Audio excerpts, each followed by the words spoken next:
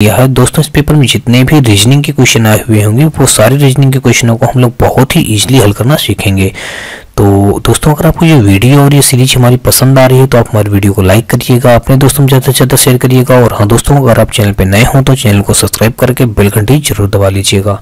दोस्तों, अगर आपकी कोई क्यूरी हो या डाउट हो तो आप हमारे व्हाट्सएप ग्रुप और टेलीग्राम ग्रुप से जुड़ करके आप अपनी क्यूरी मुझ तक पहुँचा सकते हैं। इसके लिए दोस्तों आपको इसी वीडियो के डिस्क्रिप्शन में व्हाट्सएप और टेलीग्राम ग्रुप का लिंक मिल जाएगा, आप वहाँ से जुड़ करके अपनी क्यूरी मुझ तक पहुँचा सकते हैं। तो दोस्तों, अगर आपको कोई सुझाव हो तो आप अपना सुझाव भी मुझे कमेंट बॉक्स में टाइप करके बता दीजिएगा। और दोस्तों, हम लोग स्टार्ट करते हैं हर रोज की तरह आज का अपना पहला क्वेश्चन। तो पहला क्वेश्चन दोस्तों हमारा ये रहा। तो दोस्तों, इस क्वेश्चन में दिया गया कोड भाषा में YELL को ये कोड्स के रूप में लिखा जाता है, तो इसी भाषा में TALE के लिए क्या कोड लिखा जाएगा। तो दोस्तों आपको बता दूं, Y का कोड 25 होता है तो यहाँ पे 25 लिख दिया गया। दोस्तों E का कोड 5 होता है तो 5 लिख दिया गया, और LL का कोड 12 होता है तो 12 लिख दिया गया। कुल मिलाकर दोस्तों इनके कोडिंग कर दी गई है, बस वही हमारे इसका राइट आंसर हो जाएगा। तो हम भी दोस्तों ऐसे कोडिंग कर लेते हैं। तो T का 20 होता है, A का 1 होता है, और उसके बाद दोस्तों L का 12 होता है, E का 5 होता है। तो 20 1 12 5 यानी कि 20 1 12 5 ऑप्शन नंबर दोस्तों हमारा फर्स्ट के साथ ये राइट हो जाएगा। नेक्स्ट क्वेश्चन देखते हैं दोस्तों। नेक्स्ट क्वेश्चन में दिया गया है, निम्नलिखित प्रश्न पर विचार करें और निर्णय लें कि उसके संबंध में निम्नलिखित में से कौन से तर्क मजबूत हैं। तो बताया गया क्या स्थानीय अस्पतालों द्वारा टीकाकरण के लिए जागरूकता कार्यक्रम आयोजित किए जाने चाहिए। तो तर्क में दिया गया है कि हाँ, इससे महामारी को रोकने की मदद मिलेगी। और दोस्तों फिर से एक बार पढ़ लेते हैं। कथन में दिया गया है हमारा, क्या स्थानीय अस्पतालों द्वारा टीकाकरण के लिए जागरूकता कार्यक्रम आयोजित किए जाने चाहिए। तो कहा गया हाँ, इससे महामारी को रोकने में मदद मिलेगी। बिल्कुल जो बात दोस्तों फर्स्ट जो तर्क कहा गया है ये हमारे बिल्कुल वाक्य से यानी कथन से बिल्कुल मैच खाता है, इसलिए दोस्तों हमारा ये राइट हो जाएगा। और अब हम दोस्तों आते हैं सेकंड तर्क के अकॉर्डिंग। यहाँ पे दिया गया नहीं, यह अस्पताल की जिम्मेदारी नहीं है, अधिकारियों का कार्यभार बढ़ जाएगा। दोस्तों ये गलत कहा गया है, ऐसा कुछ नहीं यहाँ बताया गया कि अधिकारियों का कार्यभार बढ़ जाएगा। इस कथन में कहीं भी इसका उल्लेख नहीं है, इसलिए दोस्तों ये हमारा रॉन्ग हो जाएगा। और जो फर्स्ट राइट है दोस्तों, यहाँ पे कहा गया है इसे महामारी से रोकने को मदद मिलेगी। यहाँ पे कहा भी गया है कि क्या स्थानीय अस्पताल द्वारा टीकाकरण के लिए जागरूकता कार्यक्रम आयोजित किए जाने चाहिए। तो जब जागरूकता कार्यक्रम आयोजित करेंगे तो इससे क्या दोस्तों होंगे, महामारी में रोकने की मदद मिलेगी हमको। तो ऑप्शन नंबर दोस्तों हमारा तर्क फर्स्ट मजबूत है, यानी कि ऑप्शन नंबर फर्स्ट के साथ ये राइट हो जाएगा। नेक्स्ट क्वेश्चन देखते हैं दोस्तों। नेक्स्ट क्वेश्चन हमारा ये रहा, और यहाँ पे दिया गया आपको एक प्रश्न और 2 कथन दिए गए हैं। निर्णय कीजिए कि कौन से कथन प्रश्न का उत्तर देने के लिए पर्याप्त हैं। तो कथन में दोस्तों हमारा जो बताया गया सुनीता ने 4 वस्तुएं चुनी। वस्तुओं को घर ले जाने के लिए उसे काउंटर में कितने बैग खरीदने होंगे।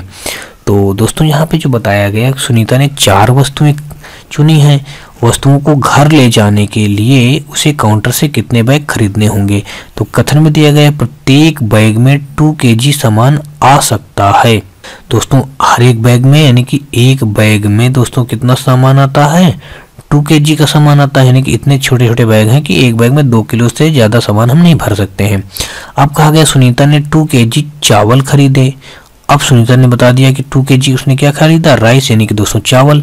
फिर बताया गया सुनीता ने 500 ग्राम अरहर दाल, अब 500 ग्राम मूंग दाल और 750 ग्राम उड़द दाल भी खरीदी।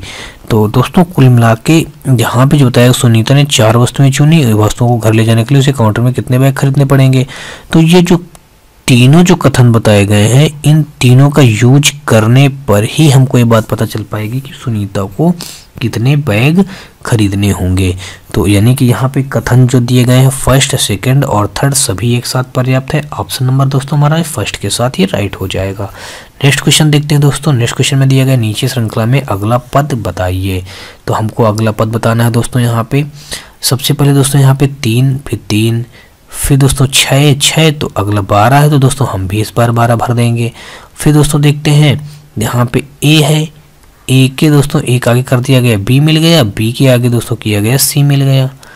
अब आगे जो भी आए, अब दोस्तों ऐसे ही देखें तो यहाँ से Z है, तो Z का कोड 26 होता है, X का कोड 24 होता है। दोस्तों कितना कम किया गया, यहाँ पे 2 कम किया गया।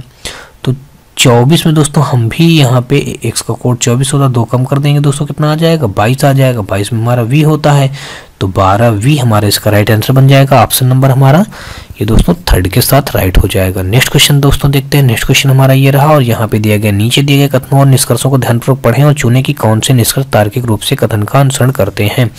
तो कथन में बताया गया है, मृणाल के एक मित्र ने कहा, मृणाल और मेरे द्वारा चिड़ियाघर घूमने में बिताया गया समय शानदार था। कि मतलब दोस्तों मृणाल जो है, मृणाल कहता है कि मृणाल के एक मित्र ने कहा, मृणाल नहीं दोस्तों, मृणाल के मित्र ने कहा है कि मृणाल और मेरे द्वारा चिड़ियाघर घूमने में बिताया गया समय शानदार था। तो मृणाल चिड़ियाघर गया था। तो दोस्तों अब मृणाल चिड़ियाघर गया होगा तभी तो उसका मित्र जो बता रहा है वो कि हमारा मृणाल के साथ घूमने में हमको शानदार मजा आई या सब अच्छा लगा घूमने में। तो दोस्तों मृणाल चिड़ियाघर गया था तभी तो बात तो से बिल्कुल निष्कर्ष जो हमारा कहा गया है बिल्कुल राइट कहा गया है। फर्स्ट निष्कर्ष हमारा राइट हो जाएगा। अब दोस्तों बताया गया है कि मित्र एक जीव विज्ञानी है। अब दोस्तों जीव विज्ञानी शब्द बता दिया गया, तो यहाँ तो कहीं मित्र के बारे में जीव विज्ञानी कथन में बताए नहीं गए, इसलिए दोस्तों हमारा जो सेकेंड निष्कर्ष है इसलिए रॉन्ग हो जाएगा। यानी कि दोस्तों ऑप्शन नंबर हमारा केवल फर्स्ट अनुसरण करता है, यानी कि ये दोस्तों सेकंड के साथ हमारा राइट बनेगा। और नेक्स्ट क्वेश्चन देखते हैं दोस्तों। नेक्स्ट क्वेश्चन में दिया गया है, निम्न चित्र में 50 ग्राहकों द्वारा पसंद किए जाने वाले एक चिप्स के 2 ब्रांडों के सैंपल साइज सर्वे परिमाणों का प्रतिनिधित्व करता है। आंकड़ों के आधार पर कितने ऐसे व्यक्ति हैं जिन्हें चिप्स के 2 ब्रांडों में से कोई भी पसंद नहीं है। तो दोस्तों आपको बता दूं, यहाँ पे चिप्स के 2 ब्रांड हैं। एक ब्रांड दोस्तों हमारा ये है, ये मान लीजिए ए ब्रांड है और ये ब्रांड सी है। तो ए ब्रांड में दोस्तों 81-25 तो ऐसे पसंद हैं, और जो ए और बी यानी दोनों ब्रांड पसंद करते हैं दोस्तों वो कितने हैं, 5 व्यक्ति हैं। और केवल बी ब्रांड पसंद करने वाले दोस्तों ये जो लिखा है 20 और ये 82 है शायद मेरे ख्याल से दोस्तों। तो अब यहाँ पे कुल मिला के दोस्तों पूछा गया है कि ऐसे कितने व्यक्ति हैं जिन्हें चिप्स के 2 ब्रांडों में से कोई भी पसंद न हो, दोनों ब्रांडों में से कोई भी पसंद न हो। तो ऐसा तो दोस्तों इनको बाहर बनाना चाहिए, बाहर कुछ नहीं यानी कि 0 है। तो इसलिए दोस्तों हमारा कि ऐसे व्यक्ति कितने हैं, 0 व्यक्ति हैं, यानी कि ऑप्शन नंबर हमारा फर्स्ट के साथ राइट हो जाएगा। नेक्स्ट क्वेश्चन दोस्तों ये रहा और यहाँ पे दिया गया श्रृंखला में अगला पद ज्ञात करें। तो दोस्तों अगला पद निकालना है हमको। तो यहाँ पे 2 में कितना ऐड किया, प्लस का 7 ऐड किया दोस्तों तो 9 मिल गया। अब 9 में दोस्तों हम कितना ऐड करेंगे, फिर प्लस का 7 ऐड करेंगे तो हमको 16 मिल जाएगा। अब 16 में दोस्तों जब हम 7 ऐड करेंगे तो हमको प्लस 7 ऐड करेंगे तो दोस्तों कितना मिल जाएगा, 23 मिल जाएगा। अब दोस्तों आई का कोड होता है 9, 9 में 3 जोड़ा गया 12, 12 में 3 जोड़ा गया 15, 15 में 3 जोड़ेंगे दोस्तों 18, 18 होता है हमारा आर का। तो 23 आर हमारा इसका राइट आंसर हो जाएगा। ऑप्शन नंबर दोस्तों हमारे थर्ड के साथ राइट हो जाएगा। और नेक्स्ट क्वेश्चन दोस्तों ये रहा और इस क्वेश्चन में दिया गया है, यदि निम्न पारदर्शी शीट पर वृत्त बने हुए हैं को उसके विकर्ण से मोड़ा जाए तो नीचे दिए गए आकारों में से कौन सा उसके जैसा दिखेगा। तो दोस्तों अगर ये जो चित्र बने हुए हैं इनको हम विकर्णवत मोड़ें दोस्तों, मान लीजिए कि ये हमने विकर्ण डाला और इसको जब ऐसे मोड़ देंगे तो यही गोली यहाँ पे आ जाएगी, यहाँ पे आ जाएगी। तो ऐसा दोस्तों चित्र हमारा दिखाई दे रहा, यानी कि दोस्तों जब मोड़ देंगे तो ये हमारा चित्र बन जाएगा, ऐसे बन जाएगा, यानी कि यहाँ पे एक गोली, यहाँ पे एक गोली। तो दोस्तों यानी कि ऑप्शन नंबर दोस्तों हमारा डी में ऐसा दिख रहा है डायग्राम, तो हमारा डी इसका राइट हो जाएगा। डी ऑप्शन दोस्तों हमारा फोर्थ ऑप्शन में दिया गया है, तो 4 का डी हमारा ये राइट बन जाएगा। और नेक्स्ट क्वेश्चन दोस्तों ये रहा, यहाँ पे दिए गए 2 तर्कों के साथ एक प्रश्न दिया गया है, निर्णय लें कि प्रश्न के संबंध में कौन सा तर्क मजबूत है। तो तर्क बताया गया है, प्रश्न बताया गया, फिर दोस्तों तर्क बताया गया। तो प्रश्न में क्या है, क्या सौर ऊर्जा एक वैकल्पिक तरीका है जिसे हम ऊर्जा प्राप्त कर सकते हैं। तो अब तर्क जो बताया गया है दोस्तों, हाँ यह अन्य प्राकृतिक संसाधनों को बचाने में मदद करता है। तो बिल्कुल बात सही है दोस्तों, यहाँ पे जो बताया गया क्या सौर ऊर्जा वैकल्पिक तरीका है जिसे हम ऊर्जा प्राप्त करते हैं। तो हाँ यह अन्य प्राकृतिक संसाधनों का चयन में मदद करेगा, बिल्कुल सही है दोस्तों। अब कहा गया नहीं ये आम जनता के लिए सस्ती नहीं है। तो अब आम जनता से सस्ती से यहाँ पे रिलेशन कुछ कथन बोला नहीं गया है, तो इसलिए दोस्तों हमारा सेकंड रॉन्ग हो जाएगा। केवल तर्क फर्स्ट मजबूत है, ऑप्शन नंबर दोस्तों फर्स्ट के साथ ही हमारा राइट हो जाएगा। तो यानी कि दोस्तों इसका ये थर्ड हमारा राइट बनेगा। और नेक्स्ट क्वेश्चन दोस्तों ये रहा और इस क्वेश्चन में दिया गया है, एक कथन के बाद 2 तर्क दिए गए हैं, निर्णय करें कि कौन कथन के संबंध में कौन सा तर्क मजबूत है।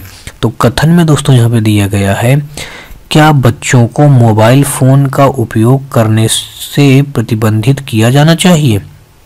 कहा गया है क्या बच्चों को मोबाइल फ़ोन का प्रयोग करने से प्रतिबंधित किया जाना चाहिए। तो अब यहाँ पे तर्क दिया गया हाँ, इसकी लत लग जाती है और इसके विकिरण बहुत हानिकारक होते हैं। तो दोस्तों यहाँ पे इसकी लत लग जाती है, तो यहाँ पे तो लत लग जाने की कोई बात नहीं बताई गई है और ये भी बात नहीं बताया गया कि इसके विकिरण बहुत हानिकारक होते हैं। तो कथन में तो ऐसा कुछ बताया नहीं गया कि मोबाइल से लत लग जाती है और इसके विकिरण बहुत हानिकारक होते हैं। तो इसलिए दोस्तों हमारा तर्क फर्स्ट हमारा जो है रॉन्ग हो जाएगा।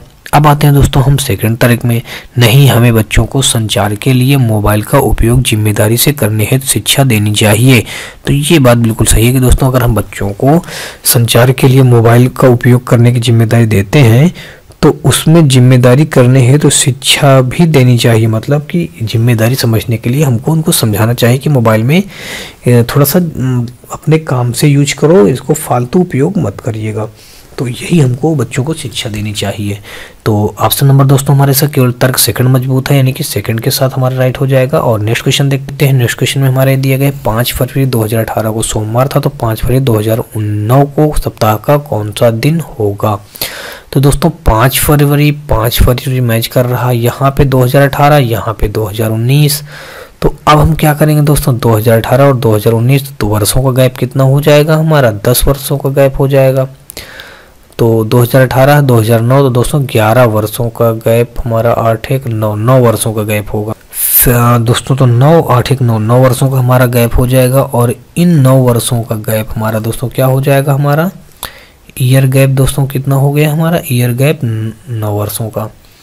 अब दोस्तों जब ईयर गैप हमारा 9 वर्षों का है तो यहाँ पे हम आगे की डेट बताई गई 2018 और 2009 यानी पीछे की डेट पूछा गया है। तो जब पीछे का डेट दोस्तों पूछा गया है तो इस 9 ईयर में हमको लीप ईयर कितने मिल जाएंगे? 2, तो 9 तो 11 हो जाएगा। 11 में दोस्तों हम 7 का भाग देंगे तो 7 1 9 7, यहाँ पे आ जाएगा 4। तो 4 दिन हम क्या करेंगे? पीछे कर देंगे। कहाँ से? सोमवार से। तो सोमवार से जब एक दिन पीछे जाएंगे तो मंगलवार मिल जाएगा। फिर एक दिन पीछे जाएंगे दोस्तों, यहाँ पे दोस्तों सोमवार से हम एक दिन पीछे जाएंगे तो हमको क्या मिलेगा? रविवार मिल जाएगा। और एक दिन पीछे जाएंगे तो हमको शनिवार मिल जाएगा। और एक दिन पीछे जाएंगे तो हमको शुक्रवार मिल जाएगा। हमको 4 दिन जाना है। और एक दिन पीछे जाएंगे तो बृहस्पतिवार मिल जाएगा दोस्तों। तो ऑप्शन नंबर दोस्तों ये हमारा बृहस्पतिवार राइट हो जाएगा सेकंड के साथ दोस्तों। तो नेक्स्ट क्वेश्चन देखेंगे दोस्तों। ये 4 दिन यहाँ पे पीछे लिख लीजिएगा दोस्तों, यहाँ पे 4 दिन पीछे हमको करना है। तो दोस्तों नेक्स्ट क्वेश्चन देखते हैं। और इस क्वेश्चन में दोस्तों दिया गया है निम्न श्रृंखला में प्रश्न चिन्ह को प्रतिस्थापित करने वाले विकल्प का चयन करें। तो दोस्तों यहाँ पे ध्यान से देखें तो इसको जस्ट अपोजिट कर दिएगा दोस्तों, इसको भी हम जस्ट अपोजिट कर देंगे। तो जस्ट अपोजिट करेंगे तो 0 इधर बन जाएगा और यहाँ पे हमारा ऐसे बन जाएगा। तो ऐसा डायग्राम दोस्तों हमारा ऑप्शन नंबर फर्स्ट में दिख रहा है, इसलिए दोस्तों हमारा सेकंड ए का राइट हो जाएगा आंसर। नेक्स्ट क्वेश्चन दोस्तों ये रहा।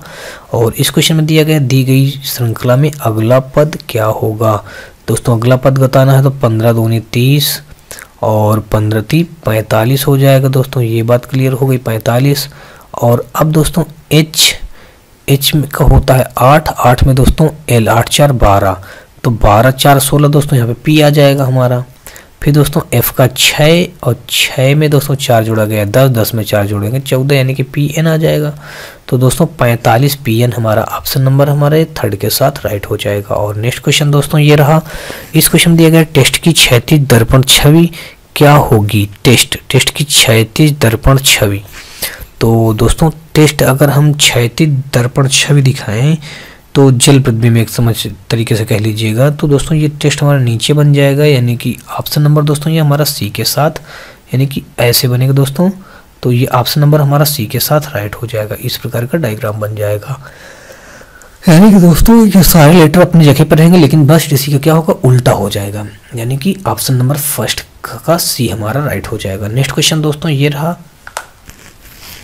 और इस क्वेश्चन में दिया गया है यदि कोड भाषा में बीट को 1409 के रूप में लिखा जाता है तो हाई के लिए कोड क्या होगा?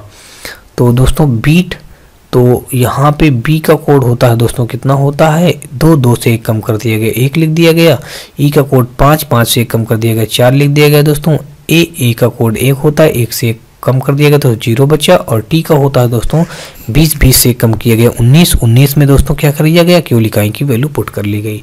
दोस्तों h का 8 होता है, 8 में हम 7 लिखेंगे तो 7 हमारा हो जाएगा। फिर दोस्तों i का 9 होता है, 9 में हम 8 लिखेंगे। g का दोस्तों 7 होता है, 7 में हम 6 लिखेंगे, और h का दोस्तों 8 होता है, 8 में हम 7 लिखेंगे। तो 78 67 यानी कि ऑप्शन नंबर हमारे फर्स्ट का राइट हो जाएगा। दोस्तों इस क्वेश्चन में दिया गया निम्नलिखित में से कौन सी विकल्प आकृत प्रश्न आकृति से निकटतम समानता दर्शाती है। दोस्तों ये प्रश्न आकृति है, हमको देखना है इसमें किसमें निकटतम समानता दर्शाती है। तो यहाँ पे दोस्तों नीचे एरो इधर बना हमारा, इसका राइट हो जाएगा। दोस्तों ये डायग्राम हमारा, यहाँ पे कोने में एक गोली बनी है, इधर भी एक कोने में गोली बनी है। दोस्तों ये कोने कोने में गोली बनी है और ये उल्टा तीर को कर दिया गया। बाकी दोस्तों ये सामने सामने गोली बनी है तो बिल्कुल गलत ही है, यहाँ भी सामने सामने गोली बनी है, इसलिए दोस्तों ऑप्शन नंबर हमारा डी हो जाएगा। डी में हमारा एक इस कोने पे एक इस कोने पे, दोस्तों डी में हमारा भी एक इस कोने पे और एक इस कोने पे हो रहा है, इसलिए दोस्तों ऑप्शन नंबर हमारे फोर्थ का डी इसका राइट हो जाएगा।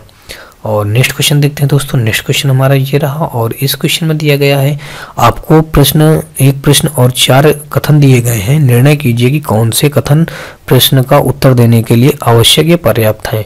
बताया गया विभिन्न आकार व रंगों की 10 गेंदें हैं, हरी, पीली, नीली, लाल और गुलाबी। एक ही रंग की गेंदों का आकार एक समान है। क्या आप सबसे बड़ी से सबसे छोटी गेंदों का क्रम ज्ञात कर सकते हैं। तो दोस्तों अगर हमको ये जो बताना है सबसे बड़ी गेंदों का आकार, तो यहाँ बताया गया 3 लाल गेंदे 2 हरी गेंदे हैं।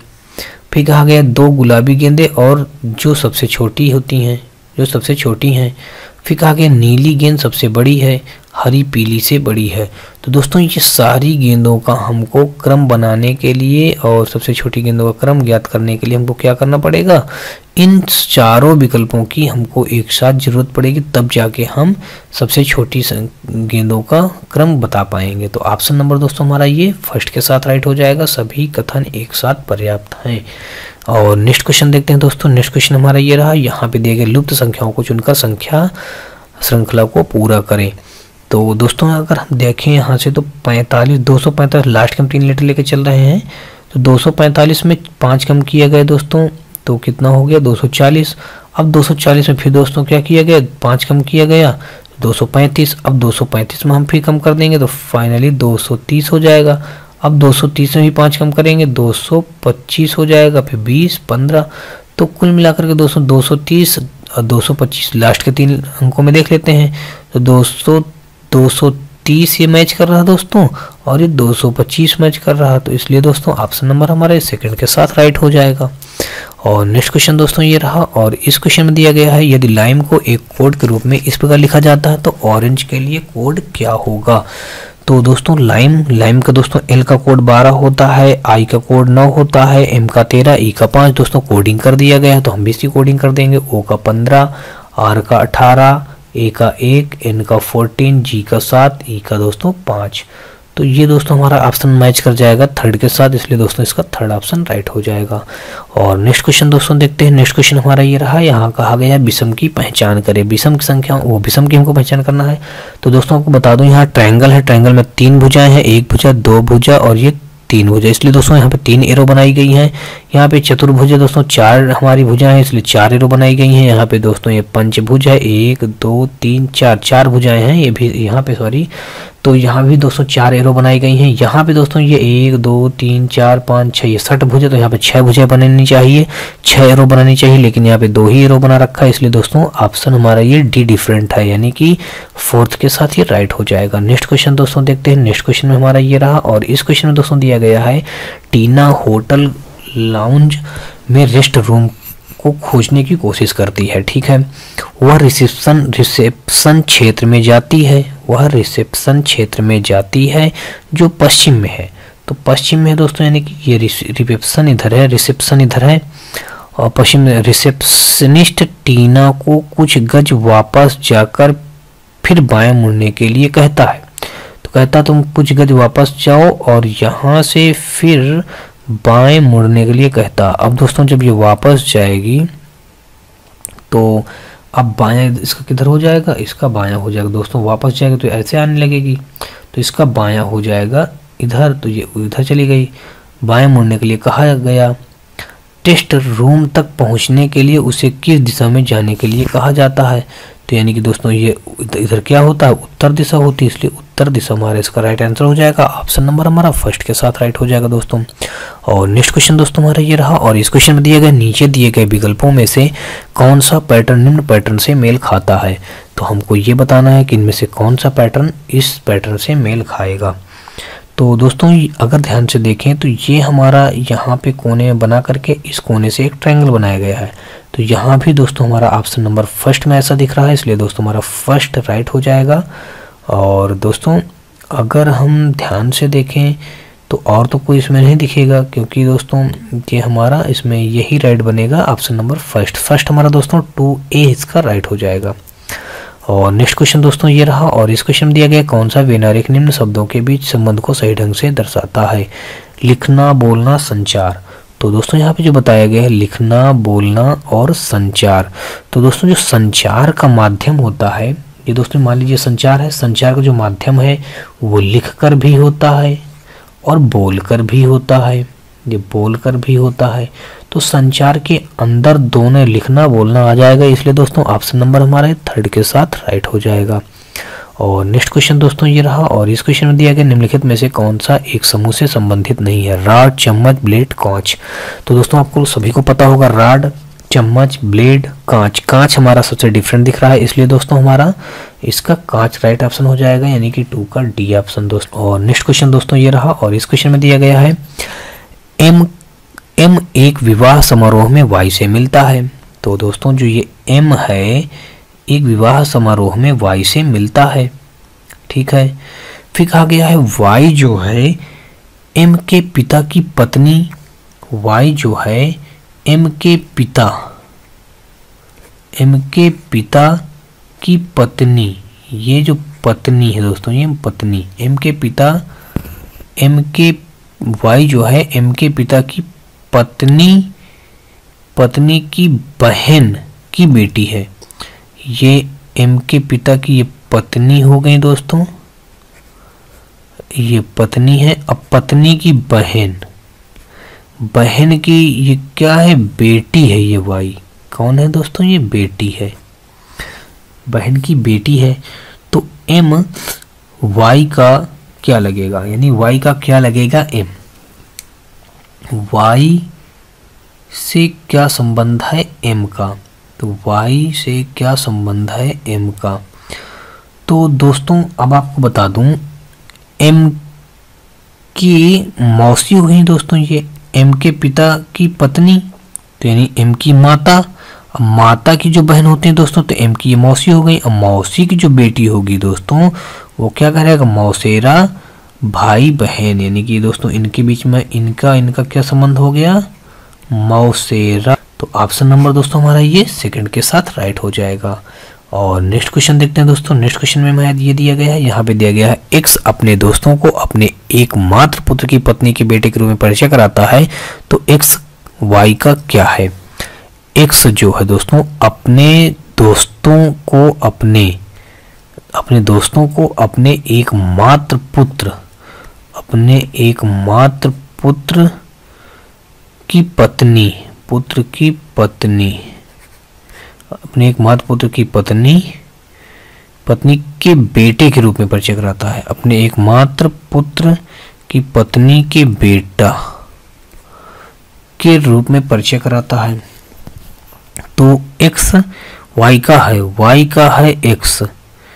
तो दोस्तों यहाँ पे कहा गया है वाई का एक्स है, ठीक है, पत्नी के बेटे के रूप में परिचय कराता है।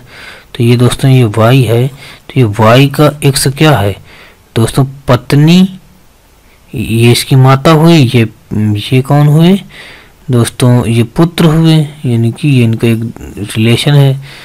अब ये माता ये पिता, तो पिता के पिता कौन होते हैं दोस्तों, दादा होते हैं, इसलिए ऑप्शन नंबर हमारा फोर्थ के साथ राइट हो जाएगा। तो दोस्तों आज का हमारा ये अंतिम क्वेश्चन था। उम्मीद करता हूँ आपको सारे क्वेश्चन समझ में आए होंगे। फिर भी दोस्तों अगर आपको कोई भी डाउट हो, आपको कोई भी क्यूरी हो तो आप मुझे कमेंट बॉक्स में कमेंट करके जरूर बताइएगा। और दोस्तों अगर आपको ये वीडियो और ये सीरीज हमारी पसंद आ रही है तो आप हमारी वीडियो को लाइक करिएगा, अपने दोस्तों में ज़्यादा शेयर करिएगा। और हाँ दोस्तों, अगर आप चैनल पर नए हो तो चैनल को सब्सक्राइब कर बेल घंटी जरूर दबा लीजिएगा। चलिए दोस्तों, नेक्स्ट वीडियो मिलते हैं, तब तक के लिए जय हिंद।